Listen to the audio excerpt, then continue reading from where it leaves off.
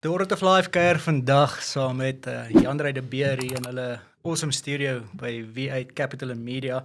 Jandrey, dit was moeilik om jou dag uit te boek en in die hande te kry, maar baie dankie vir die geleentheid om hier saam met jou te kan kuier en te gesels. Super excited man en ja, keen. Let's go. Jandrey, as ons so 'n bietjie kan terug rewind. Ons het nou al verby 'n verskeie podcasts van jou geluister en gehoor dat jy 'n beroeps-rugbyspeler was. Wat het aanleiding gegee tot jou rugbyloopbaan wat geëindig het en hoe was jou finansiële stand op daardie stadium? Het jy op daai stadium gefokus om kapitaal op die kant te sit om die volgende venture aan te pak? Ja, so ek het 2 seisoene in my rugbyloopbaan gehad en as ek bedoel seisoene is daar groot goed wat met my gebeur het. Die eerste een was ek was in Europa gewees vir 3 jaar in Italië. En die hernuwing van die kontrak was beïnvloed deur die ekonomiese resessie in Europa op daai stadium. Dit was 2008, 2009. So dit was die 2008 collapse wat 2009 se beïnvloed het en 2010 se kontrak baie groot beïnvloed het en ek het net besluit, luister, ek gaan nie in Europa bly as ek nie at least voel ek groei finansiëel nie. En ek het besluit om terug te kom Suid-Afrika toe. So daai was 'n finansiële besluit vir my. En ek het nie regtig 'n plan gehad in Suid-Afrika nie, maar ek was toevallig bevoorreg om by die Arende in te kom en daar professioneel te speel. En na 'n jaar en 'n half of 2 jaar by hulle het ek 'n besering opgedoen en ek was op daai stadium so 22 en ek was tot 'n besluit gekom om eerder op 'n besigheid of eerder op my loopbaan te fokus as 'n professionele personal trainer op daai stadium of net iemand wat 'n loopbaan wil bou vir homself. En ek het net gesien, wat is die probability of me actually making it to the Springboks? I ran this whole algorithm in my head. En ek het toe besluit, okay, wat is die kans dat ek 'n Springbok maak? Wat se effort gaan dit vat? Hoeveel gaan ek verdien? Hoe lank gaan ek dit verdien? En ek was baie analities met my denke, wat ek nie meer vandag so baie is nie. En toe ek het in my gees gevoel, dis dalk beter om net 'n loopbaan te begin bou in iets. En op daai stadium het ek gepersonal train on the side en ek het dit toe ernstig opgevat. So finansiëel het ek nie baie geld oorgehad nie. Ek het meeste van die savings gebruik om furniture te koop vir die appartement waar ek of vir die flat waar ek in gebly het op daai stadium. So ek dink ek het soos dalk R15,000 of R10,000 savings gehad op daai stadium. So dit was 'n besluit wat nie maklik was nie. My rug was steeds 'n bietjie teen die muur finansiëel en ek het net toe besluit, cool, wel ek gaan nou voltyds personal train. En ek was nog altyd goed in bemarking, so om kliënte te werf was nie vir my te moeilik geweest nie. Maar toe binne in 'n jaar, dis ek so, yes, voltydse personal training is tough. Like, jy staan 12 ure 'n dag op jou voete. Jou tyd, jy dink dis jou tyd, maar is nie so baie jou tyd wat jy dink dit is nie. En jy het ook 'n glass ceiling. Ja. In terme van tyd en wat jy kan verwerf in terme van geld. So, toe het ek besluit, okay, cool, hoe expand ek my finansiële horison? En toe het ek begin kyk na 'n aanlyn webwerf, online website en ek het iemand betaal om my eerste website vir my te bou en toe wil ek 100 changes maak en toe sê hulle vir my maar dit gaan jou R250 'n uur kos. Dus ek sê wat? Dus ek sê okay, wat? Kom ons doen dit. Kom ek betaal jou R10,000 once off en dan sit ek saam met jou vir 'n maand of vir 'n week. Ek kan nie onthou hoe lank dit was nie, maar dit was vir teen so 2 of 3 weke. Dan sit ek elke dag saam met jou en jy hoef my nie te baba nie, maar as ek hulp nodig het dan help jy my net. Ja. En so het ek langs een van my chommies wat saam met my rugby speel, hy het sy eie webdesign company gehad op daai stadium. Toe sit ek langs hom en elke keer as ek hulp nodig het om iets te beweeg op die webwerf, so ek sê, hoe doen ek nou weer hierdie? En dan wys hy vir my en dan sê ek so, okay, cool. So dit was nou ons R10,000 agreement. Ek sit langs jou en as ek hulp nodig het, kan jy my help. Maar ek sal nou nie onnodiglik jou tyd opvat vir niks nie. En so het ek webdesign begin leer. And then, one thing kind of just led to the other. Ek het toe begin leer hoe om banners te design, want toe is die volgende ding soos, hoe maak ek hierdie mooi? Well, ek moet leer om iets te design.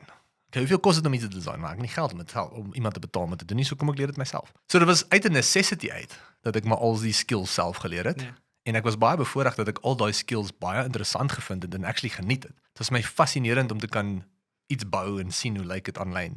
En dan iets te design en dit daarop te sit en te sien hoe ander mense reageer as hulle dit sien. Ja. En dis maar waar alles begin het. So het ek myself maar al die nodige skills geleer en toe binne 12 maande toe het ek 'n besigheid wat aanlyn meal plans en training plans verkoop aan mense. En toe het ek begin soveel traffic dryf met Facebook, want op daai stadium het Facebook net begin en hulle het hierdie knoppie gehad wat sê promote your page. En al wat jy kan doen is net dit klik en 'n paar goedjies verander. Jy kan een van die sinne kan jy verander, maar jou profile picture op daai stadium kon jy nie verander nie. Dit was letterlik net die original profile picture wat as 'n ad geran het. Dit was hierdie like button en dis al. Die promosie was letterlik like my Facebook page and follow for more fitness tips. En dit was soos 50 sent 'n like op daai stadium en ek het dit afgekry met my eksperiment digital mindset. Ek sê, okay, wat se ek hierdie verander as ek daai verander? En so het ek die cost per like op 'n stadium afgebring na 10 sent toe. Wat? En ek het R1000 ekstra elke maand gehad, disposable income. En ek moes kies of ek nou 'n whey protein en 'n pre-workout gaan koop of ek Facebook ads gaan run. En so het ek maar Facebook ads begin run met die enigste opsie wat ek het is om my page te like. So vir elke rand het ek 10 likes gekry. So vir R10,000 het ek 10,000 likes gekry 'n maand. So binne 'n jaar het ek oor die amper 100,000 mense gehad wat my page gelike het. En wat baie cool was, elke keer as ek post, dan sien 60% van die mense wat my page gelike het die content. Yes. En so het ek begin traffic dryf na die site toe en so het ek begin bietjie meer geld maak en so het ek na USN toe gegaan en na Nutritech toe gegaan op daai stadium en gesê luister guys, ek het al hierdie mense wat geïnteresseerd is in fitness, wil julle adverteer op die website. So het ek begin inkomste kry van personal training aanlyn, personal training in die gym, bietjie meal plans en training plans verkoop aanlyn, bietjie advertensiespasie verkoop in die website. En ek het eendag opgevlieg na iemand in Joburg toe. Ek wou pitch om te adverteer op die website en toe sê sy soos maar, het jy nie gedink om 'n vennoot te kry in die company nie? Ek dink daar's potensiaal hierso. Binne 12 ure het ek sy hand geskit en gesê ja. So het 50% van my besigheid gekoop wat op daai stadium gevalueer was op R500,000 wat soos 'n jaar oud. Hulle het net begin geld maak en toe sê sy soos kom ons valueer die besigheid op R500,000. Dus ek sê okay cool. Toe sê sy ek gee vir jou R12,000 cash. Ek sit nog 'n bietjie geld in die company en toe ek weer kyk dis ek in Joburg en werk voltyds aan daai besigheid ja. Jou finansiële gedrag in jou jonger dae, is daar 'n wesenlike verskil hoe jy nou dink oor finansies as in daai jong dae? My perspektief oor die lewe het baie verander en as gevolg van my perspektief oor die lewe het my perspektief oor geld baie verander ook ja. Maar ek dink die commonality is dat ek altyd risk averse is. Ek is nie iemand wat groot risiko's vat nie. Ek dink jy kry mense wat net soos Wieke het sy kar verkoop. Hy sit nou daar, hy het letterlik sy kar verkoop om 'n kursus te koop en so hoop dit werk. Ek dink nie ek het daai tipe van risiko in my ek het dit nie gelike nie. Dit was net so 'n gevoel ek wil bietjie meer calculated besluite maak met my lewe. En dit was nog altyd daar. Dis nog altyd daar. So ek's baie iemand wat baie calculated is oor die risiko wat ek aanpak, maar met dieselfde asem, ek was baie analities oor hoe ek geld maak in die verlede en ek sal sê so 5 jaar terug, 6 jaar terug, het ek baie meer ek het begin surrender. Ja. En wat baie goed in my lewe gebeur wat obviously my daai perspektief laat adapt het, maar die moral of the story is dat ek was baie analities in die verlede en nou is ek nie meer so analities nie en ek dink met dieselfde asem glo ek en vertrou ek aan die goed wat ek aanpak dat dit sal werk en as dit nie werk nie glo ek dit gebeur vir 'n rede, maar ek is nog steeds risk adverse. Ek vat nou nie groot random risks wat ek nie myself daar's altyd 'n plan B en 'n plan C en as dit sin maak. So ja, ek hoop dit gee 'n bietjie verantwoord. Waar die vrees vir risiko vandaan gekom het is dat ek is ook my eie besigheid en baie keer luister ou maar vir jou gut. Jy weet jy het nie regtig tyd om due diligence te doen en diep te gaan delf en te sê hoorie maak hierdie op papier sin nie, want ek dink in die verlede ek het ook 'n besigheidsvernoot gehad en ons het mekaar baie goed aangevul in terme van ons verskillende persoonlikhede. Ek neem baie keer besluite op gut feeling. Hy is meer die ou wat 'n Excel spreadsheet nader trek en vir my ROI's bereken en dan moet ek jy weet counter opinies lewer hoekom ek dink ons moet nog steeds voortgaan ongeag jy weet wat die ROI of wat die sommetjies regtig vir ons sê. Is daar iets in jou lewe en dit kan wees dalk omdat jy arm groot geword het, is daar iets wat daai risiko beperk in jou besluitneming? So, dis 'n great vraag en ek dink dis introspeksie wat ek dalk nog nie regtig ernstig op gefokus het nie. Maar ek dink ons het redelik finansiëel stabiel groot geword. Ek was die enigste kind. Ons het 4 keer 'n jaar vakansie gehad. So ek het altyd oor is genoeg gehad wat ek wou gehad het, maar ek het altyd geleer om geld te respekteer. Ja. En ek dink ek wil myself nooit in 'n posisie vind waar ek geld mors nie. Maar met dieselfde asem, mors is ook 'n perspektief. Ja. Want wanneer mors jy geld? Want daar's dalk lesse uit wat jy daai leer. Ek dink ek wil net nie onnodiglik roekeloos wees met geld nie. En ek wil seker maak dat ek soveel as moontlik uit dit squeeze. Die geleenthede wat geld my bring, moet sin maak. So as ons geld spandeer op goed, moet dit vir my sin maak op een of ander manier. En daai is nou obviously relatief tot jou perspektief as 'n mens. Maar ek dink die groot ding is van kleins af as ek geleer, weet voor die sweet van jou aangesig sal jy jou brood verdien en ek dink in 'n mate is dit ook 'n limiting belief want ons glo ons moet regtig ons gatte afwerk om 'n klein bietjie geld te maak en ons almal dink dis okay. En so as ek meer spiritual raak in my lewe, kom ek agter alles is energie. So ek kom agter dit gaan nie regtig altyd oor hoe hard jy werk of dit is ja, dis wat ons almal ons leer, maar met dieselfde asem is nie noodwendig hoe die wêreld altyd werk nie. En ons mense wat glad nie hard werk nie en baie geld maak. En ek dink vir my persoonlik om jou vraag te antwoord, dis die perspektief van hoe hard jy moet werk om geld te maak, wat my dalk terughou om groot risiko te vat, aangesien ek so hard gewerk het om daai geld te maak. Ja. Maar soos ek ouer word, raak dit minder relevant in my lewe. En ek dink geld is nou net 'n vehikel om meer opportunity te create en meer experiences te ervaar wat jou benefit as mens en die mense rondom jou. Ja, ek dink ons gaan deur verskillende seisoene van ons lewe obviously. En ek sê ook altyd vir mense wat by my werk, ek het die vroeëre jaar 40 jaar oud geword, 40 jaar jonk, kom ek stel dit liewer so. En jy weet, in my 30's was ek bereid om nog geld te verloor. Jy weet, ek het ook geld verloor op Bitcoin en daai hele MTI piramide skema, en dit was vir my fyn want ek het altyd geweet ek gaan die geleentheid hê om geld terug te maak. Maar ek dink hoe ouer ek nou is, hier op 40 is die aftreebeplanning en dit wat ek wil doen eendag as ek 60, 65, 70 is vir my baie groter fokus. En dink ek trek ek ook so self 'n bietjie terug in terme van die risiko's wat ek nou wil neem waar ek nou in my lewe is. En ek dink as 'n ou gaan kyk, dis eintlik ook net 'n vraag wat ek vra, jy het gesê baie ouens verdien goeie geld en hulle werk nie noodwendig so hard nie, maar was daar nie tog 'n tyd in daai ou se lewe wat hy ook maar die hard yards moes ingesit het nie? Ek dink dit is 'n ja of nee antwoord nie. Ek dink dit is 'n quantification van hoeveel persent uit 100 uitgebeur het mee. Ek dink ek het al gesien dat mense net random goed gebeur en hulle maak 'n klomp geld. Dit beteken nie dat hulle nie hard werk nie, maar dit beteken dat hulle werk nie noodwendig harder as die normale mens nie. Ja. En ek het lank vir myself gevra, wat is daai resepie? Waar is die balans tussen hard genoeg werk en genoeg geld maak? En ek dink nie daar's 'n antwoord daarvoor nie, maar ek het agtergekom dat ek wil myself geniet die hele tyd. Ek wil nie geld maak as ek myself nie geniet nie. Ek refuse. Ja. 100%. En ek dink daar's 2 maande in my lewe wat ek iets gedoen het waarvoor ek nie gehou het nie, en dit was om by Virgin Active weights weg te pak vir 'n rukkie. Dit is al wat ek kon doen op daai stadium. En ek kon nie met almal gesels nie en ek mag nie sit nie en ek mag nie dit nie en ek is nooit in my lewe weer. Sal ek iets doen wat ek nie van hou nie. So ek dink ons is geleer dat jy ekstreem baie hard moet werk, maar dit gaan nie oor hoe hard jy werk nie, dit gaan oor die geleentheid self. Ja, jy moet effort in die geleentheid insit, maar wat is die addisionele effort compared to die tradisionele mens wat ook 6, 7, 8 ure 'n dag werk of dalk 12 ure 'n dag werk. So vir my was die vraag is like, as jy vir 10 ure of 8 ure of 6 ure 'n dag hard werk, wat is die justified amount of geld wat jy mag maak? Ja.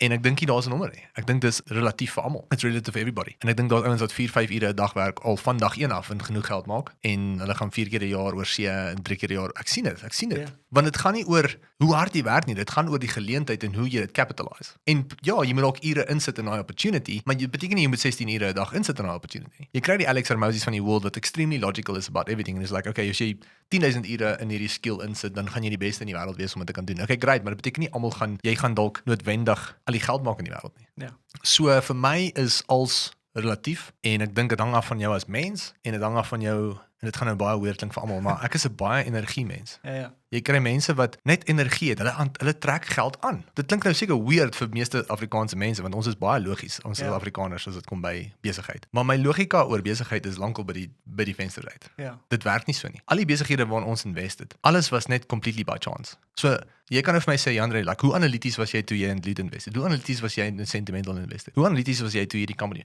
Dalk 'n bietjie, maar nie meer as die gewone ou nie. Ja. Nou, wat maak my so spesiaal dat al hierdie moeë amazing goed gebeur het? Iemand soos Wieke staan moet as 'n vernoot om al die Exco span aan te trek en ons te help en saam iets te bou met hulle. Wat maak my so bevoordeel? Wat maak my anders? Is dit omdat ek meer analities oor die lewe is? Is dit omdat ek baie harder werk as ander mense? Nee. Ja. Glad nie. So, hoekom gee ons daai advies vir mense? Ja, dit is tog 'n fondasie. Jy kan nie op jou gat lê en niks doen nie, maar dit gaan meer oor wat hier binne aangaan, oor hoe jy die lewe sien en dan daai energie. Jy kry mense wat net geleenthede aantrek heeltyd. En ek glo ek's een van hulle. Soos ek het hierdie faith, inherently childlike faith dat ek altyd geleenthede het. In fact, ek het te veel. Dit frustreer my. Want ek kan nie op alles fokus nie. Ja. En ek glo omdat ek daai geloof het, gebeur dit met my. Ek trek dit aan. Dis nie 'n spreadsheet wat dit bepaal nie. Dis nie 16 ure 'n dag wat dit bepaal nie. Dit is net my energie, want alles is energie.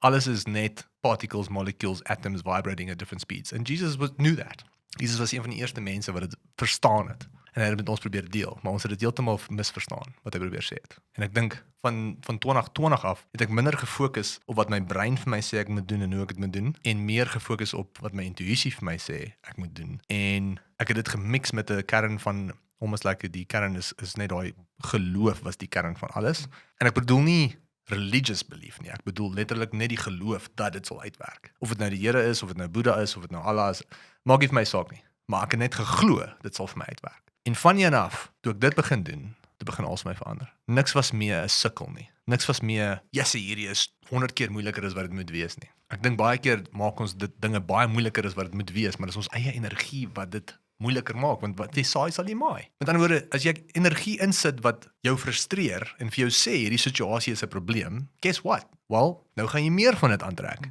en die situasie gaan 'n groter probleem raak. Maar as jy die perspektief het dat okay, hierdie gebeur vir 'n rede. Kom ek leer daaruit. Kom ek maak die meeste daarvan. Kom ek sien die silver lining en die positiewe uit hierdie uit. Dan ewe skielik 3 dae later is daar 'n oplossing. Waar iemand anders wat kak en kerm oor en sê, die lewe is so moeilik en ek het geweet is te goed om waar te wees en jy weet, daai ou sukkel vir 'n jaar lank om daai selfe probleem op te los. Ja, ek het jare terug 'n boek gelees van Viktor Frankl, A Man's Search for Meaning. En ek dink een van die goed wat hy aangeraak het in daai boek was gewees dat, en dit kom eintlik ook maar daarop neer, dat ons het noodwendig 'n beheer oor dit wat in ons lewe gebeur nie, maar ons het volle beheer oor hoe ons daarop reageer. Absoluut. Nee? En dit is daai reaksie wat jou energie bepaal en dis dan die energie wat jy uitstraal wat die realiteit buite jou begin match. So die lewe is 'n speel, maar daar is 'n delay. Met ander woorde, die energie wat jy vandag het, ervaar jy nie dalk op die huidige stadium nie, maar hoe langer jy daai vrede voel, daai sukses voel, hoe groter is die kanse dat dit oormôre, 'n dag later of 'n week later of 'n maand later kan materialiseer in die lewe wat jy ervaar as mens met jou actual senses. En baie min mense glo in die goed, maar ek dink dit is wat Jesus vir ons probeer verduidelik het. He didn't come here to start a religion, dis wat ek glo. En ek gaan nou baie Suid-Afrikaanse mense, Afrikaanse Christelike mense afpas, maar 100% glo ek hy was nie hier om 'n geloof te begin nie. Hy het hier ons geleer dat ons het die mag. The kingdom of God is within you. En jy het daai mag om te doen wat jy wil. En ek dink dit is een van my passies om oor te gesels en te sê, luister, van my kant af, as ek nou na al die ancient scriptures gaan kyk, Gospel of Thomas, Gospel of Mary Magdalene, Gospel of ek dink is the Holy 12 or something like that. Al die boeke wat uit die Bybel uitgehaal is, the Gnostic Christians, al hulle ervarings, al hulle lesse, dan sê hulle die wêreld is energie, alles is energie. En dis net toevallig dat al daai goed uitgehaal is uit die Bybel uit. En wat ook toevallig is die oomblik as jy dit begin raak sien vir wat dit is, en verander jou lewe. Ja, ek dink nou nie ek wil die podcast op 'n op 'n Christelike skip afstuur nie. Ek is nou meer die Christelike ou en jy weet, dit was vir my weer wonderlik ook Sondag toe ons dominee gepreek het. Christelik means Jesus, you believe in Jesus. Yeah. No, I believe in Jesus too. Yeah. So we both Christians. Ja. So dit maar vir my is dit, dink ek, Jesus het in volle geweet daar's 'n groter God en dit is sy Vader.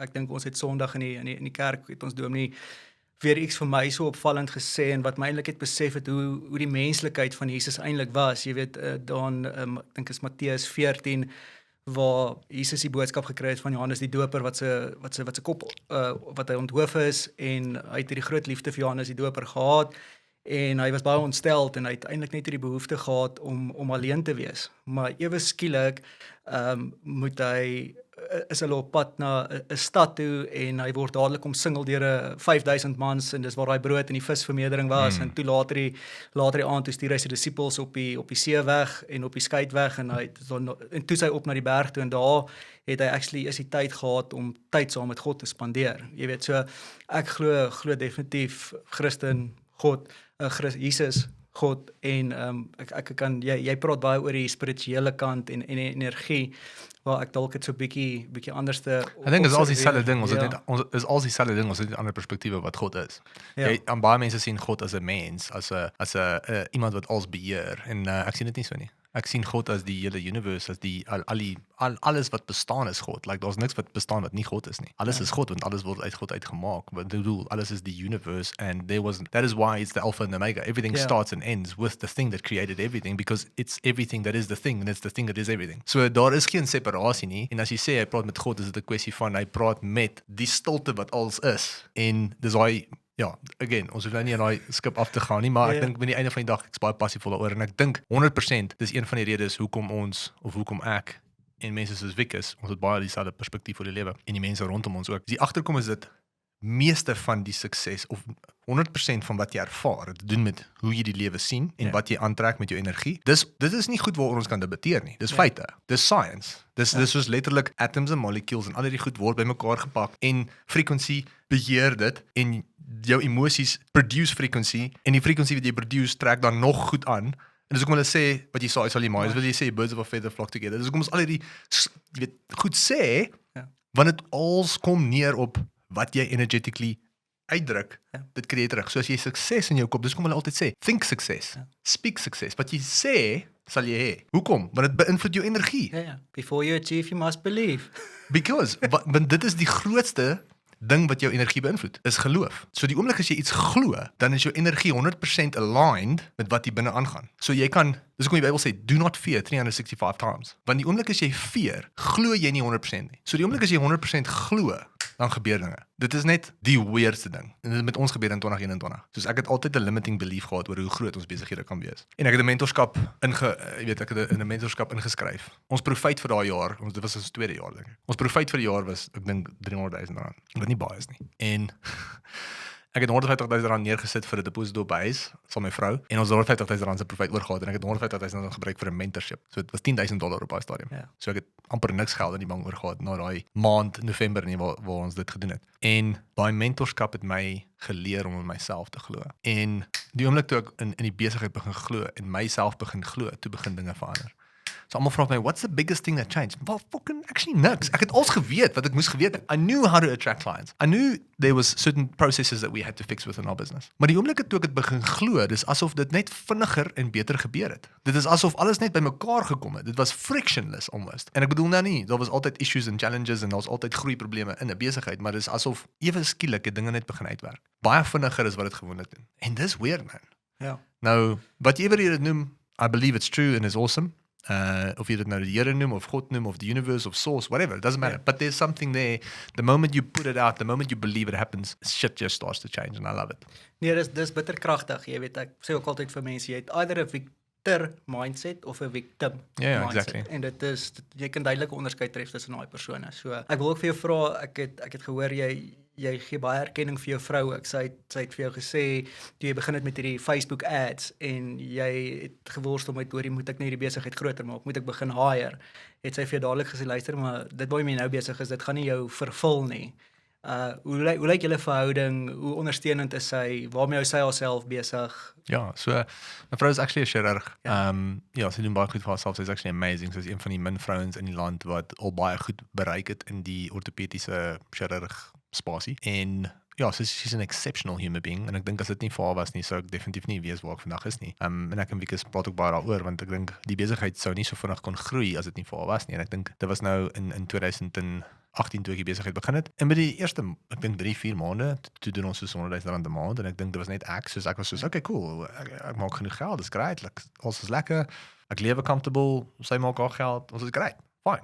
We set. En toe het ek bietjie begin worstel met like what's next, you know? Is hierdie nou it? Is this it? Like is this now the ceiling of business that I've just accepted? En ek sê toe vir haar so, dis teen tyd om iemand aan te stel as ek wou nou groei, maar ek weet nie of ek dit moet doen nie en dan het ek te veel stunts ek moet nou mense manage en toe sê sy net, but dude, just doing this all by yourself is not going to make you happy. En sy ken my. Sy weet vir my, soos vir my is fulfillment die belangrikste ding. Ja. Soos as ek iets doen en ek's nie vervuld nie, dan gaan ek dit baie vinnig op doen. En dis is like what's going to bring you the most fulfillment? It's like I want to build shit. I want to build things bigger than myself. Ja. I don't want it to just be about me. Like I don't want that. I don't doesn't matter. Ja. I want to be part of a team. I want to be part of something big. I want to have a vision that we all work together and when we achieve it it's going to be amazing. And so dit my gesê, like, do it. So cuz yeah, but then if I do invest in growth, then I've got less to invest in the family. And she was like, I've got this covered. Don't worry. Like, we'll be fine. Do your thing, and it'll be worth it at the end. And I think today, both of us can honestly say that it has been. But yeah, she works like a machine. She probably works harder than me. And I can honestly say that everything we have, and everything I have, and everything we've achieved, I think wouldn't have happened if it wasn't for someone like her who's willing to support you in the journey of finding your fulfillment and living your dream almost, if that makes sense. Ja. Ja, ek dink een van die belangrikste keuses wat ou in jou lewe kan maak is daai persoon met wie jy die res van jou lewe gaan Absoluut. spandeer. It's not easy. Listen, Yeah. I'm not going to make it sound like it's sunshine and rainbows. Want jy weet jy het jou verskillende perspektiewe oor sekere goed in die lewe sometimes en daar's sekere challenges wat gebeur in die lewe and it's definitely not as easy as I'm trying to make it seem. In fact, it might be a lot harder, but I think if you both truly care about each other and you have an open relationship and you can be honest with each other, then you can divide and conquer, if that makes sense. And I think that's always been my motto. Is like, how do we divide and conquer? Like, how do we make sure that I can focus on this side of the war and you focus on that side of the war and we, because often she'll be like, well, we're a team and we both have to do this thing. And I was like, but if we're a team, wouldn't it make sense for you to do that thing and me to do this thing? So daar's kere wat julle bietjie nie noodwendig stry nie, maar julle debatteer oor wat die beste strategie is hierso. Maar die realiteit is dat ons al twee het die ability om te communicate en te luister. En ek dink daai is soos pivotal. In enigiets. Ja. Ek dink kommunikasie, of dit nou in die werksplek is of in 'n ou se huwelik, enige verhouding, vriendskappe, is dit die Absoluut. nommer 1 wat 'n ou moet regkry. Want sonder kommunikasie, ons dink altyd die mense weet wat ons dink, maar as dit nie uitkom nie, dan word dit nie goed oorgedra nie. Jy het begin mense aanstel. Ek het nou onlangs ook geluister, julle het 'n aanlyn platform, Whamly, ek dink baie besighede begin hulle platform gebruik vir digitale interviews en om die filtering van kandidaate eintlik net te vergemaklik. As ek nou hier by die deur moet uitstap en ek gaan vra of ek spandeer tyd saam met jou span, wat is die een karaktereienskap wat jy as besigheidseienaar soek wanneer jy 'n aanstelling maak, en is dit iets wat jy na daai onderhoudsprosesse kan vinnig identifiseer, of hou jy van 'n mengelmoes van individue en kreatiwiteit, of is daar iets spesifieks wat jy in 'n werknemer soek? Ja, ek dink dit is 'n great vraag. Die issue is ek stel nie meer mense aan nie. Ek dink ek kan nie onthou wanneer laas ek iemand officially aangestel het nie. Ek dink dit was die dametjie wat my help met my content op die oomblik. Wat is 'n baie basic hire is. Dis nou nie 'n super executive level groot moeëse besluit nie. Sy was jonk en sy was reg om te hustle, en ek dink vir my was dit altyd die commonality onder die mense wat ek aangestel het, is like, are you keen to hustle? Do you have a high rate of learning and a high rate of execution? Ja. Ek dink daai twee goed is vir my, en ek praat van die mees suksesvolste besigheidseienaars het daai twee traits ook. An exceptionally high rate of learning. Dan word iets kan met my gebeur en ek kan vinnige lesse uitleer. Ek gaan nie 3 keer my toon stamp op dieselfde plek en dan sê, o, hier's 'n klip nie. Fail fast. Soos hier's 'n klip in die pad. Wat kan ek doen om die pad meer gelyk te maak vir myself? En dan is dit daai high rate of execution. Hier's 'n klip in die pad. Hoe vinnig kan ek hom in die pad uitkry? Hoe vinnig kan ek 'n besluit maak en net toets of dit die regte besluit was?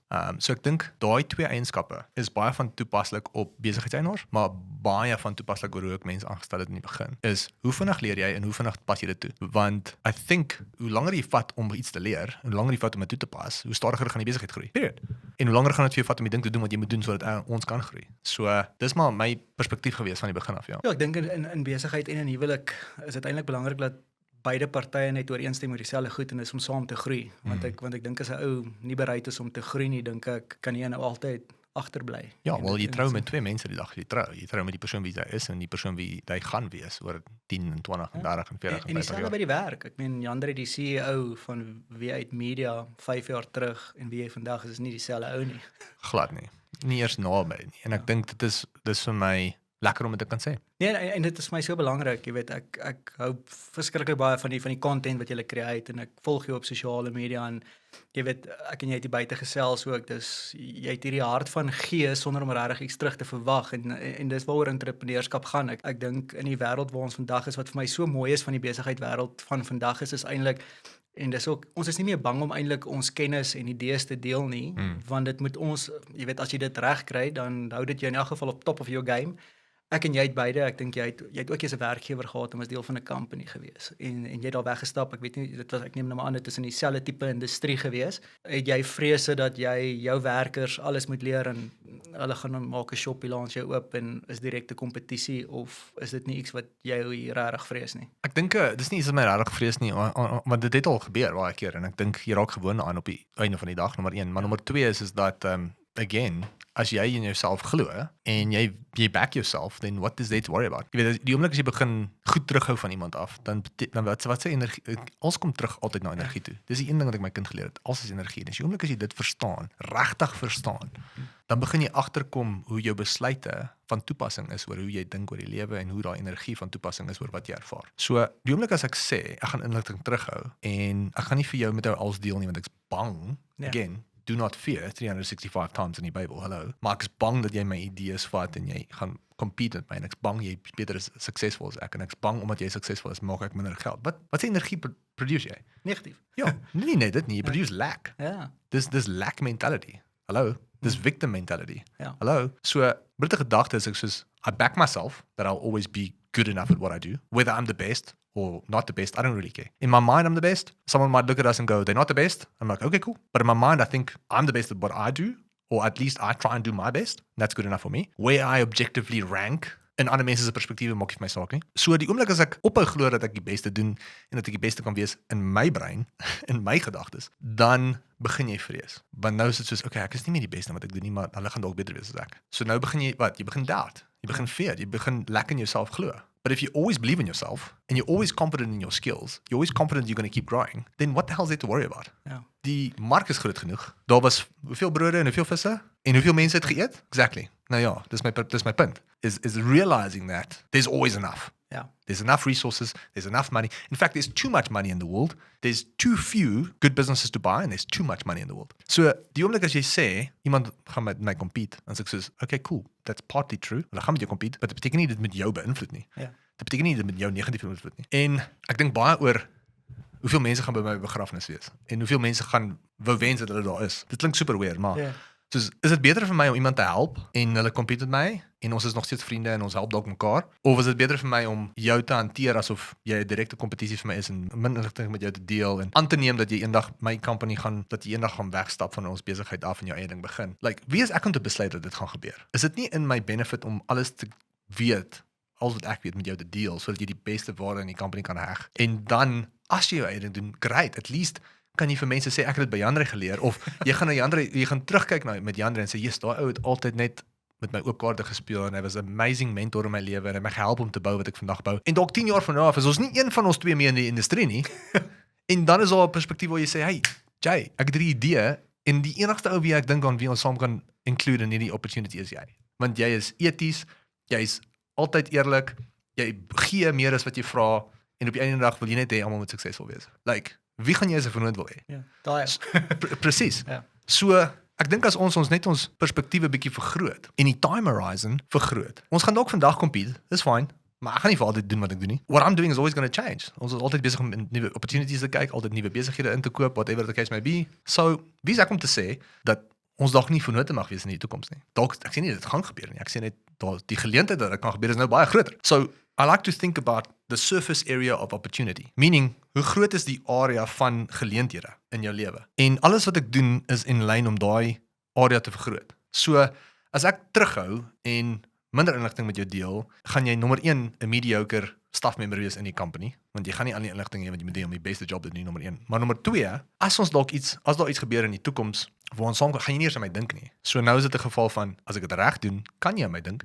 So die area vir geleenthede is nou vergroot in my lewe. So dis altyd hoe ek operate. It's like, am I shrinking the area of opportunity or am I increasing it? En ek wil elke gesprek wat ek mee besig is, moet contribute tot die expansion van my surface area of opportunity in plaas van shrinking it, if that makes sense. Dit maak vir my absoluut sin en ek het dieselfde mentaliteit as dit daarby kom, jy weet, want ek sê ook altyd as jy nie bereid is om jou skills te transfer nie, gaan daar sekere stappe en prosesse wees wat jy altyd die verantwoordelike persoon voor gaan wees. En dan is jy eintlik maar net 'n werknemer in jou eie besigheid. Wie het my nou gevra, hy hoor van die accounting firm wat ons het en ek sê ja, dinge begin daar in plek val. Ek kan daarom nou al 10 dae oor see gaan sonder dat die plek uit mekaar val.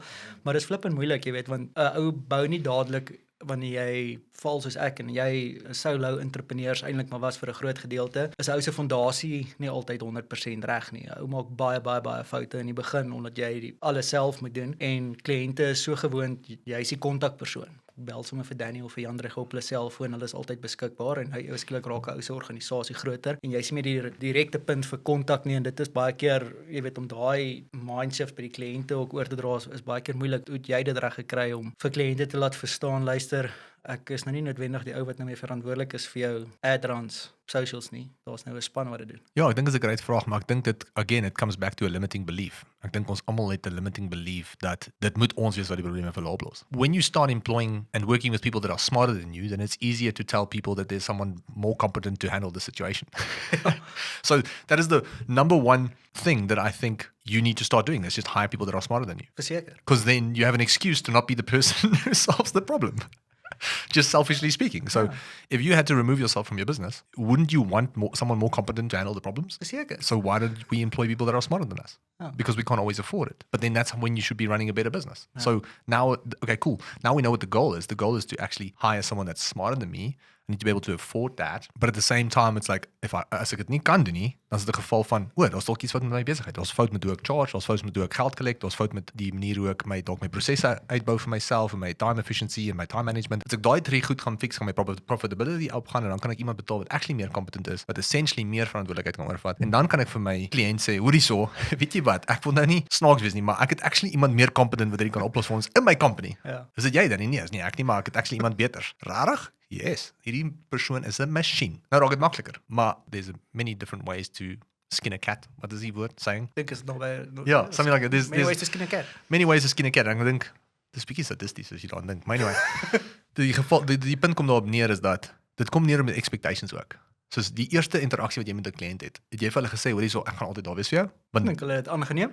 Wel, of jy het dalk gesê, hoorie ons is altyd beskikbaar. Ja. En omdat jy in die meeting was, dit aangeneem is jy. So dis jy is skuld. Ja. Jy het vir hulle gesê jy is beskikbaar die hele tyd. So daar's 'n balans tussen exceptional dienslewer en ook boundary hê rondom jouself. Ja. En jy het jou perke het oor wat's 'n appropriate amount of tyd wat ek kan op kan spandeer, appropriate amount of time of communication, of dit nou laat nag is of vroeg in die oggend, whatever dit is. Daar's regte maniere om dit te doen en daai expectations moet geset word met 'n kliënt in 'n vernoot en wieever dit is met wie jy besig is doen. Want it's the lack of setting expectations that creates grey areas en is daai grys areas wat terugkom in ons in die bout byt. So toe ons vandag een af besluit dat Jan-Rey moet terugtreë om op die company te fokus en meer public te raak met wie ek is as persoon, wie ons is en wat ons doen, etc. Toe het ons 'n onboarding stelsel ingebou in die agentskap. En as deel van 'n onboarding stelsel, jy gaan deur 'n head of sales. So as jy 'n persoon is wat met ons wil werk, dan bel iemand jou wat nie Jan-Rey is nie en sê, hoorie so, ek het gesien jy wil saam met ons werk. Is jy geïnteresseerd om 'n video oproep te hê met een van ons sales representatives? Ja, asseblief. Great. Wel, jy gaan met ons head of sales chat wat Wandile is. Maar waar is Jan-Rey? Wel, Jan-Rey is nie, hy werk nie in die besigheid nie, hy besit die besigheid en hy is die CEO van die groep en ons het baie meer hands-on en competent mense wat jou kan help met jou specific needs. Okay, dat ek met Wandile chat. Cool. Wandile is head of sales. Hoorie so, ek bietjie meer leer oor jou besigheid. Hierdie is alles wat ons wil bereik. Ons dink hierdie is moontlik, daai is moontlik, hierdie is bietjie onmoontlik. Gaan jy daarmee kan help nie, maar ons kan met hierdie help. Okay, great. Let's go. Dan is daar 'n onboarding proses. Daai persoon ontmoet dan hulle span, hulle ontmoet dan hulle senior account manager of wieever, jy weet, die hoof kontak kan wees vir die kliënt en daar praat ons weer oor expectations. Hoe kommunikeer ons met mekaar? Wat is aanvaarbaar? Wanneer is dit belangrik om, jy weet, oproepe te hê? Like ek sê nie jy kan my nie bel nie, maar ek sê net ons kommunikeer beter oor Slack, ons kommunikeer beter of dalk op WhatsApp of 'n groep. Ons is altyd bereid om so gou as moontlik, ons wil so gou as moontlik obviously reply, maar jy moet ook verstaan dit is nie altyd moontlik nie. Ja. So gee ons at least 'n 4 ure grasie of whatever dit is om te reply. As dit 'n e-mail is, gee vir ons 24 uur.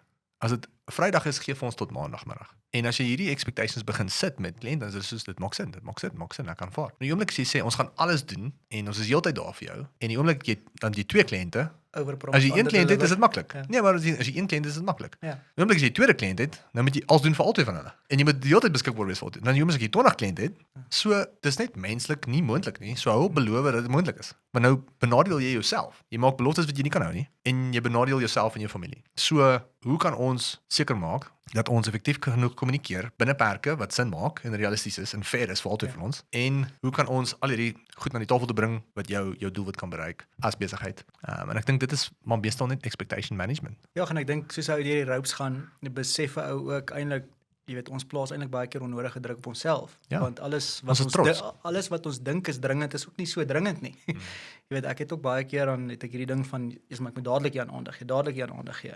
En dan as ek nou oor my huwelik kan praat, dink ek baie keer, jy weet, 'n ou skep jou vrou en kinders eintlik af want jy so heavily invested in jou besigheid. So ek dink as 'n ou daar van die begin af, soos jy sê, net kommunikeer, boundaries word gestel, dis die tydlyne waarbinne ons terugvoering gee, dan jy weet dan is daar nie 'n jy weet 'n over expectation van wat jy gaan lewer nie. So maar die goeters leer 'n mens maar so along the way, jy weet dit is nie van dag 1 af vir 'n ou kleer en duidelik nie. 'n Ou moet maar sien waar jy gefouteer en hoe stel jy dit goed reg. Jy's nou in 'n CEO stoel en ek neem aan daar sekere rolspelers in jou besigheid wat dit vir jou moontlik maak om 'n helikopter view oor jou besigheid te hê. En tools. Ja. Wat se KPI's trek jy en wat's vir jou belangrik binne in jou besigheid? Om met jou eerlik te wees, ek hou nie van die titel CEO nie. Ek dink nie eers ek het dit in my bio, ek het dit in my email signature dalk en dit dalk verander. Maar ek sien myself as the head of opportunity. Ek dink nie ek is 'n CEO nie, om eerlik met jou te wees nie. Ek dink ek kan 'n CEO wees as ek wil wees.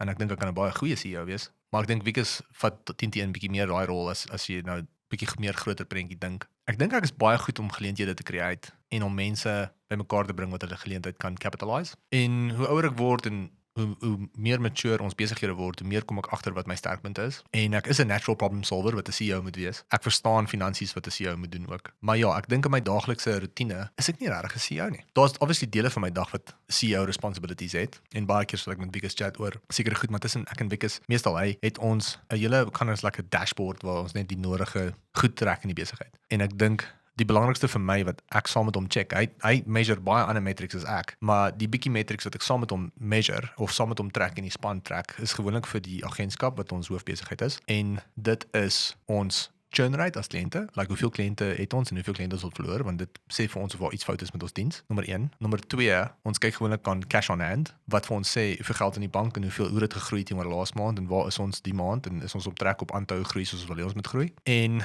die ander groot responsibility wat nog op my val, wat ek actually geniet, is hoe lyk ons opportunity pipeline. So, hoeveel leads kom in 'n dag? Hoe lyk daai tipe leads? Wat 'n bemarking doen ons om daai leads te werf? En van waar af kom hulle? En wat is die kwaliteit van daai leads? En dis iets wat net natuurlik vir my lekker is. Ek love it en ek dink ek is redelik goed daarin. En ek dink dis daai drie goed. So ek dink dis 'n matter of tracking the agency health, which is telling us the churn rate of the amount of clients that we have. Wikus aan sy kant trek dan 'n bietjie meer die lifetime value van 'n kliënt. Wat is daai kliënt werd vir ons? Wie is ons topkliënte en hoe kan ons hulle happier hou? Wat se tipe kliënte het ook bietjie meer hulp nodig hier en daar, en dit is nou wat die Exco span trek binne hulle nodige departemente. So dit is 'n bietjie van 'n abbreviation van al die metrics. So jy kan nou sien hoe ek net 3 of 4 goed trek. Sal wat ek trek. Ek trek cash on hand, want as dit groei elke maand is ons shop. Ja.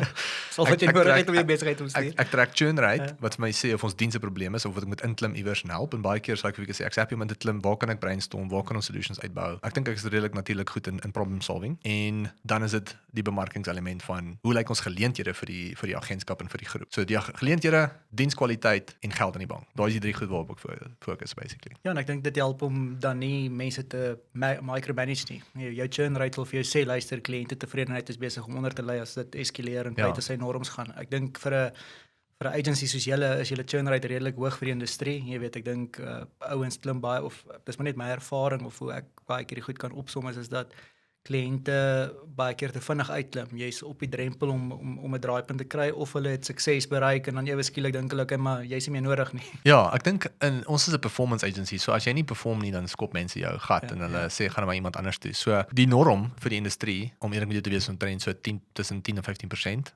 Kliënte wat jy verloor kliënte wat jy verloor, ja, basically. Per maand. Per maand, ja. So as jy 100 kliënte het elke maand en jy verloor 10, dan is dit 10 tot 15%. Van daai kliënte wat jy verloor, maar dis 'n realiteit van ons sit op so 6. Wat is ons 6-7%, 6%. Ja, so ons is so tussen 6 en 7%. Ongelooflik.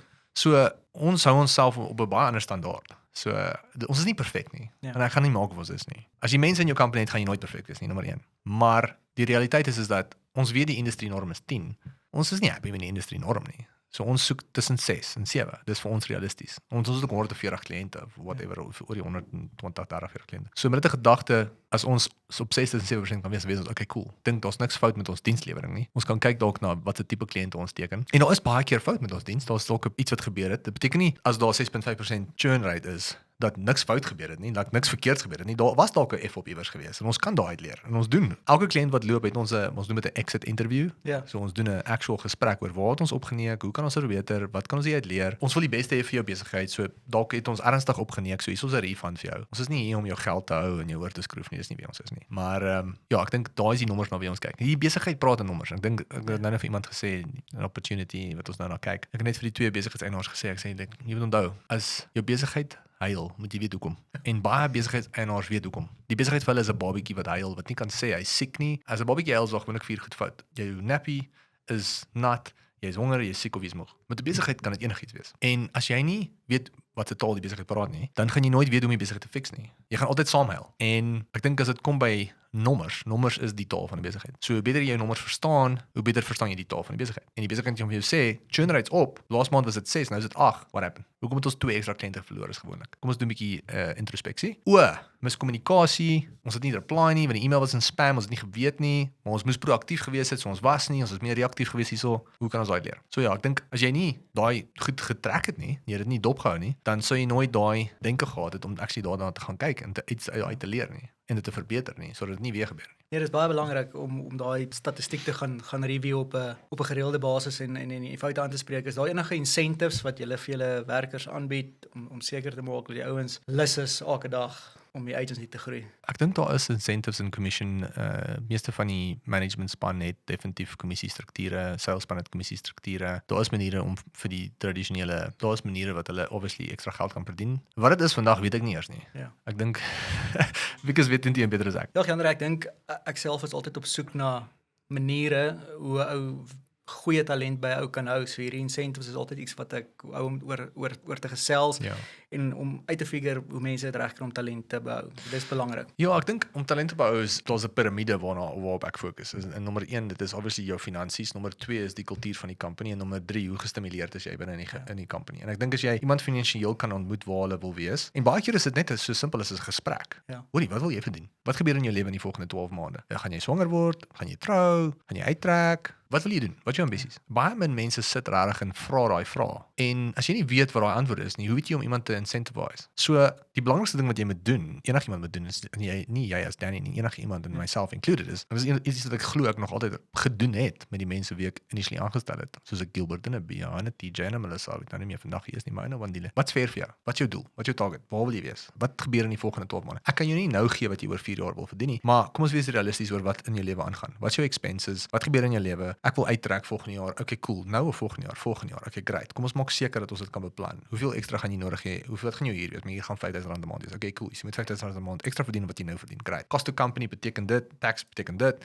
Dis hoe jy dit moet uitkry. Obviously wil jy nog bietjie spaargeldjies oor hê. Great, cool. So jy moet met R7,000 groei dalk in die volgende 2-3 jaar of 2 jaar whatever dit mag wees of 'n jaar whatever, depending on waar die rol is in die company. Okay, great. Hoe werk ons 'n plan uit om daar uit te kom? So hier is wat ons kan bekostig as 'n annual increase en hier is wat ons kan bekostig vir 'n kommissiestruktuur of wat sin maak vir jou. Wat is jou roles and responsibilities? My roles and responsibilities om kliënte happy te hou. So kom ons incentivize jou dan om kliënte happy te hou. Verlaag uit churn rate na 4%. Verstaan jy wat ek sê? So in 'n mate is dit altyd 'n kwessie van wat is die doelwit van die persoon en hoe kan jy iets create wat dan sin maak vir hulle? Nou ja, jy het 'n resepie vir die company want jy kan nou nie vir almal individueel heeltyd as jy 40 staffmembers het, raak dit baie moeilik. Maar die ding wat nie moeilik is nie is om regtig om net vir mense te vra waar wil jy wees. Want dan kan ek eerlik vir jou sê as ek dit nie kan match nie. As jy vir my sê luister ek wil X verdien, ek so cheese like. Ek gaan nou vir jou sê en dit het al met my gebeur. Waar ek 100% eerlik was met seker 3 mense in my lewe waar ek gesê het luister ek wil graag hê ons moet dit kan bekostig. Glo my. Glo jy my, ek wil dit graag kan bekostig. Want as ek dit kan bekostig dan gaan ons baie goed doen as 'n company. Maar ek weet nie of dit realisties is vir waar ons is nou en waar jy dalk in jou lewe is nie.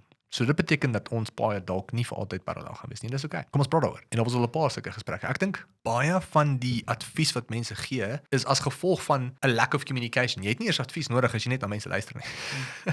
Verstaan jy wat ek sê? Is like praat net met mense, hoor wat in hulle lewe aangaan, hoor wat hulle soek, wat is hulle doelwitte, wat is hulle selfsugtige redes hoekom hulle daar is. En ek bedoel nie selfsugtig as lelik nie, of malicious nie. Ek bedoel selfsugtig soos wat het jy nodig as mens om gelukkig te wees? Like wat is jou doelwitte? Almal het doelwitte. Ja. So wat joune? En ek dink as jy daai gesprekke begin voer en jy begin mense regtig leer vir wie hulle is en hoe hulle die lewe sien en wat hulle wil bereik en jy kan 'n pad bou saam met hulle wat sin maak vir die besigheid en vir hulle, dan gaan dit werk. En as dit nie gaan werk nie, wees eerlik en sê hoorie so, ek wil hê dit moet werk. Daar's 'n 50-50 kans dat dit kan werk, maar as dit nie werk nie, dan is dit okay. En ons altyd ons bes probeer en is okay. En as ons moet skei en jy moet na iemand arbei en anders gaan werk vir daai salaris wat dit kan bekostig, dan gaan ek jou help om daai te kom. Because that's what I want. Ek wil vir jou vra en dis nog iets waarmee ek baie keer worstel is ons het al 2 besighede opgebou van scratch af, gewoond geraak aan 'n sekere leefstyl toe jy dit alleen gedoen het. Nou ewe skielik is daar 'n klompie mense wat vir jou werk, ouens se skills kom op en nou pas hulle salarisse aan, maar tog is daar maar altyd 'n mate van 'n gap tussen wat jy verdien en wat jou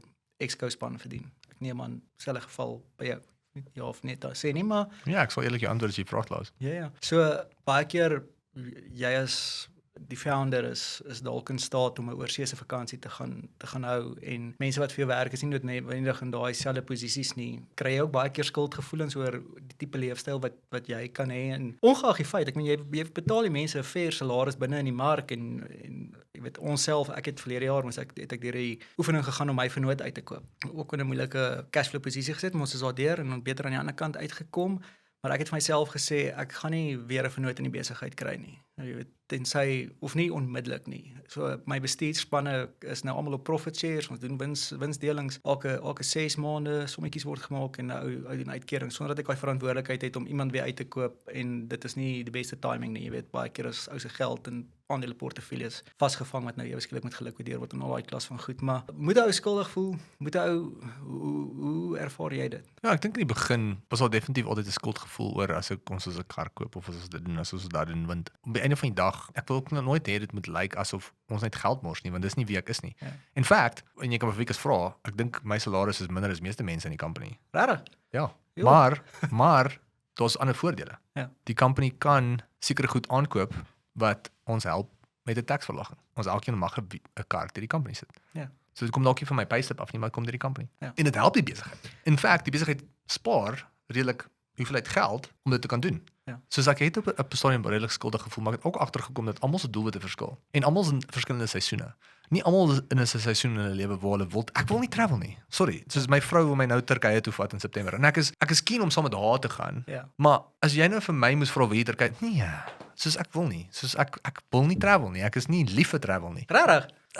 As ek travel wil ek eiland toe gaan en ek wil gaan chill vir 'n week op die eiland. Dit beteken nie ek is nie geïnteresseerd in ander mense se kulture nie. Ek is moeë geïnteresseerd in ander mense se kulture, maar ek is meer excited om met my besigheid te werk. Like niks excite my meer as om hier te wees nie. En ek sê dit ek sweer op my kinders. Ja. Niks excite my meer as om hier te wees en op die besigheid te werk. Niks nie. Is julle agency internasionaal of net Ja, ons het internasionale kliënte. Dit help nog as die travel verbreed baie keer ou se perspektief oor internasionale Maar besigheid. my punt is dat ons almal se doelwitte verskil en jy neem aan dat almal dieselfde doelwitte het as jy. Grootste fout wat mense En ek dink in 'n mate almal se doelwitte is relatief tot hulle en ons almal is in verskillende seisoene. So ek was nog nooit iemand ek het nie Rodney Norman wat Chrome Supplements besit wat my eerste besigheid aangekoop het. Ek het hom nie kwaadlik geneem toe hy 'n M5 vir homself koop nie. So ek het nie daar gesit en gesê, "Yes, die fucking like jeez." Toe hy 'n M5 soos fuck dude, jy verdien dit. Jy's Ja, well fucking done. amazing. Well done, dude. Like en ek dink ons neem aan die oomblik as mense na sulke goed kyk dat hulle onmiddellik 'n bietjie resistance gaan hê of gefrustreerd gaan wees. Ons like, ja, kyk nou weer. En daar's 10 mense wat dit doen. Maar ek dink dit gaan oor jou intensies. Ja. As mense weet jy's 'n goeie persoon, as mense weet jy werk hard, as mense weet jy het jou hele lewe, jy het jou balls op 'n chopping block gesit vir die Well besigheid, deserved. dan gaan mense vir jou klap en sê, "Well, listen, well done." In plaas van dat hulle gaan sê, "Yes." Jy weet, nou die baas het nou weer vir hom 'n nuwe kar gekoop. Die helsem is nooit op kantoor nie, man. En ek dink dis weer die energie wat ek uitstraal. Ja. So, as ek 'n kar koop, is dit gewoonlik vir tax doeleindes, nommer 1. Dus ek gee nie om nie. My kar is al vir 'n jaar lank gestamp. Ja, agter my vrou My vrou trap my altyd uit. Sê, "Gaan maak die ding reg." Sy help my nou die ding reg maak. Sy sê sy kan nie meer nie. Sy sê, "Nee man, dit lyk slordig." En ek sê, "Dit ek kan nie omgee nie." Dit was 'n nuwe CLA wat ek uitgetrek het laas jaar Februarie, Augustus toe iemand agter in my vas en hy is nou nog stukkend. En ek het net nie die tyd of die lus om hom reg te maak nie. Ek sê whatever. En dis nie omdat ek dit nie waardeer nie. Dis net daar's meer belangriker en exciting goed om te doen. Dis nie 'n prioriteit nie. Daar's meer exciting goed om te doen. So ek dink ons almal se doelwitte verskil, nommer 1. En nommer 2, ek spandeer baie min geld om myself te bederf. Want ek het alles wat ek nodig het. Ek het genoeg kos, ek het genoeg klere. Ek het een keer my vrou het of al twee my dierhorlosies het my vrou vir my gekoop. Ek het dit nie gekoop nie. Ek dink die duurste ding wat ek of myself gekoop het is 'n MacBook. En dis dit. Nie omdat ek skuldig voel nie, net omdat ek nie meer goed nodig het nie. Ek's nie materialisties nie. Dankbaar daarvoor. Ek wil net shit bou heeldag. Dis al wat ek wil doen. Ek wil net bou. Ek love dit om te bou. So, dit excite my nie om te travel nie, want om iets te bou is meer exciting. Dit beteken nie ek wil nie travel nie. Dis net soos as ek een keer per jaar oor see gaan of een keer elke 3 jaar. Ek was 3 jaar laas oor see in Europa. Voor dit was ek 10 jaar laas of 20 jaar laas. En as ek weer 3 jaar moet wag om oor see te gaan want dan is die tyd reg of alles is reg en dan sou weet. Ek was nou saam met Mauritius op my ma gewees. My ma was haar verjaarsdag en dit was spesiaal saam met my kinders en my vrou. So dit was meestal net ervaring saam met die familie as enigiets anders. En ek weet nie wanneer ons weer my vrou wil nou Turkye toe gaan en ek soos like, ja, ek sal saam gaan, maar ek gaan saam omdat jy my daar wil hê en dis 'n ervaring wat ons saam opbou. Maar om eerlik te wees, as jy vir my gesê het hoor jy sal bly by die huis van my kinders, ek soos sharp. Thanks. Meer as happy. Meer as happy. So ek dink ek het net nie baie nodig om happy te wees nie. Solank ek 'n goeie MacBook het, goeie Wi-Fi, klere wat my gemaklik laat voel, protein shakes in die yskas, jy weet, of in die kas, kos om te eet, 'n lekker bed om in te slaap, dis my belangrik, net 'n goeie bed om in te kan slaap wat lekker slaap, dis my belangrik. Soos die basic essentials vir my is die belangrikste. Dis dit man. Like wat meer het ek nodig? Ek love it regtig. Dit is vir my ongelooflik en ek het vroeër voor ons begin skiet het ek gesê ek het ook 'n boek gelees van Jim Collins van Good to Great wat praat oor hoe om maatskappye te bou en tipe leierskapstyle en jy's definitief daai vlak 5 executive style leierskap waar mense kan sien dit gaan nie oor jou ego nie. Jy het 'n company, jy wil hê die company moet suksesvol wees en jy slot daarin. Ek wil vir jou sê well done Jandrey en just jy is regtig 'n inspirasie. Dankie vir die geleentheid om in julle studio te wees vandag. Laaste vraag, kan ons afsluit. As jy nie die geleentheid, ek weet jou kinders is ook self nog jonk, jy's nog lekker jonk. As jy nie die geleentheid het om 'n wysheid, 'n raad, jy kom vanaand iets oor en daar's iets wat jy nog nie vir jou kind kon geleer het nie. Hy kyk al 10 jaar die online na hierdie opname. Wat 'n wysheid sal jy daar buite sit wat jy wil hê met weet? Ja, daai vraag is so maklik om te antwoord want ek het al klaar my kind dit geleer en dis alles is energie. Alles is energie. Jy kan dit of jy dit nou glo of nie, dit beteken nie dat dit nie so is nie. Ja. So en ek sal jou aanhits of enigiemand probeer challenge en sê die oomblik as jy jou perspektief begin verander oor 'n situasie en jy begin glo dat dinge sal uitwerk vir jou en jy beglo dat die sukses wat jy glo jy verdien joune is en jy stop overthinking, hou op om alles te oordink en jy vloei met jou intuïsie, maar jy glo 100% wat jy in jou kop het sal materialiseer of dit nou vandag is of môre is of volgende maand of volgende jaar is. En maak nie saak wat gebeur nie, alles is positief vir jou. Dis is my ding, soos like maak nie saak wat gebeur nie, alles is positief. Love it. I can't have a bad day. It's impossible because everything happens for me all the time. Nothing happens against me ever. So hoe kan ek 'n kakdag hê? Hoe is dit moontlik? Sê jy vir my hoe is dit moontlik? My kind is oorlede in 2021. Verdrink in ons swembad. Beste ding wat my kon gebeur het. Beste ding. Wens ek hy's nog hier? Absolutely. Ja. Sou ek verkies dat hy nog hier is? Absolutely. Maar hoekom kan dit nie die beste ding wees wat nog ooit met my gebeur het nie? Want as dit nie vir dit was nie, sou my perspektief nooit verander het nie. As dit nie vir dit was nie, sou ek nooit die pa, die vernoot, die colleague, die partner gewees het wie ek vandag is nie. En ek dink ek's ewig dankbaar vir daai ervaring. En met dieselfde asem, daai event het nou meaning. I gave it meaning because I chose that this will be the best thing that ever happened to me. Because ek weet alles gebeur vir my, including that. Iets so traumaties as dit. En ek glo obviously Jesus was hier om ons klomp goed te leer en die een ding wat hy ons probeer leer het is alles is energie. Dis wat ek glo. Period. En dis die ding wat ek wil hê my kind moet weet en dis wat ek wil hê meer mense moet weet, want die oomblik as jy op jou eie energie begin fokus, dis weird hoe goed net begin verander. Ja, ek sê ook altyd die gesprekke wat ons met onsself het is krities belangrik. Laaste ding wat ek wil sê is ek stap vanoggend by die huis uit. Vertel my vrou van hierdie onderhoud en ek sê julle seun wat verdrink het, 1 jaar oud, swembad en my vrou sê in daai oomblik, sy weet nie of sy met haar lewe sal kan aangaan nie en ek dink dadelik vir myself, don't say that. Moenie daar gaan nie. Want dadelik plaas jy 'n blok op jou lewe. Ek en jy weet nie wat môre in ons lewe gaan gebeur nie. Obviously wil ons nie hê dan, maar wat as dit gebeur? Die feit dat jy net vir jouself daar 'n blok geplaas het om te sê my life cannot carry on if this and this happens, is so 'n gevaarlike speelveld om te betree. En dit met enige ding, met hierdie endurance events wat ons aanpak, jy moet nooit 'n limit op jou self-belief sit nie. Daarmee stem ek 100% saam. 100%. Dit wat jy glo in jouself, dit wat jy glo waartoe jy in staat is, daar is nie 'n ceiling nie. Ek glo dit. Man, well done. Jy het 'n afspraak, ons hardloop laat. Thanks vir die geleentheid. Dit was ongelooflik lekker, Jandrey. En keep on going en bly inspirasie vir die jong entrepreneurs van Suid-Afrika. Liefde en seën vir jou, my chomma. Dankie. Dit was lekker. Cheers man. Cheers.